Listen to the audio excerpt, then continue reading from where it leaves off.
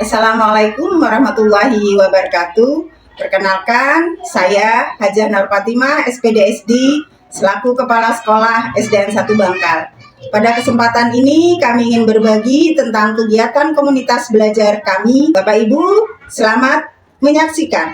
Komunitas belajar adalah rumah bagi kita semua untuk tumbuh dan berkembang.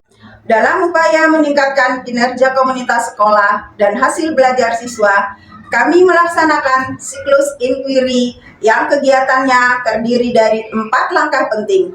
Pertama, refleksi, kedua, perencanaan, yang ketiga, implementasi, dan yang keempat adalah evaluasi. Pada kesempatan ini, kami membahas tentang menghargai keberagaman kemampuan anak dalam belajar. Kami percaya bahwa setiap anak memiliki potensi unik dan cara belajar yang berbeda. Langkah pertama adalah refleksi. Di sini, para guru merenungkan pengalaman mereka dalam mengajar siswa dengan berbagai kemampuan. Assalamualaikum warahmatullahi wabarakatuh.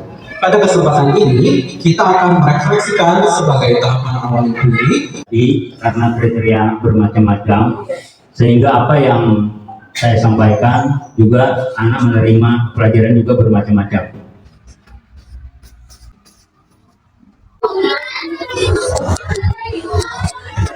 Kendala yang saya hadapi selama di kelas itu adanya berbagai keberagaman anak, misalkan itu kemampuan kognitifnya, gaya belajar, memunculkan berbagai hambatan saya sebagai seorang guru untuk menyesuaikan bagaimana caranya memberi pembelajaran yang bisa atau sesuai. Setelah refleksi, kami beralih ke tahap perencanaan, mempertimbangkan berbagai kemampuan kognitif dan gaya belajar.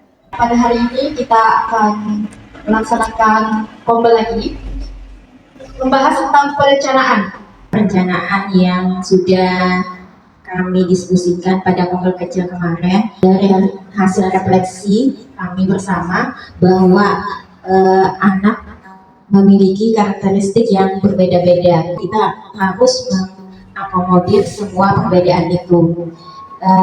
Untuk itu saya akan melakukan perancangan pembelajaran diferensiasi. Setelah perencanaan, kita masuk ke tahap implementasi. Di sini, guru-guru menerapkan rencana yang telah disusun. Setelah perencanaan, kita masuk ke tahap implementasi.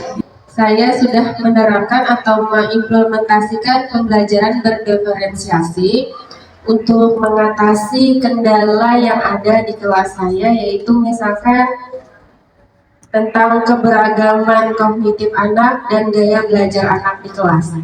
Langkah terakhir adalah evaluasi. Kami menilai efektivitas metode yang digunakan. Dengan evaluasi ini, kami dapat merencanakan strategi yang baik untuk kedepannya. Adalah evaluasi. Apakah semua siswa dapat mengikuti pembelajaran dengan baik? Dalam hal ini, pembelajaran berdiferensiasi ini bisa mengatasi keberagaman kemampuan anak, misalkan dalam hasil belajarnya menjadi meningkat dan kinerjanya pun menjadi lebih baik dari yang sebelumnya. Yang tahu di sini gambar apa? Tahu. Kalau ibu tanya Bunda gambar ini, dia tahu? Tahu.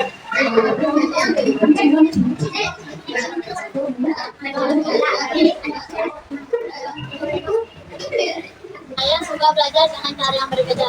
Kadang saya menggambar, kadang saya berdiskusi, dan itu membuat belajar menjadi menyenangkan.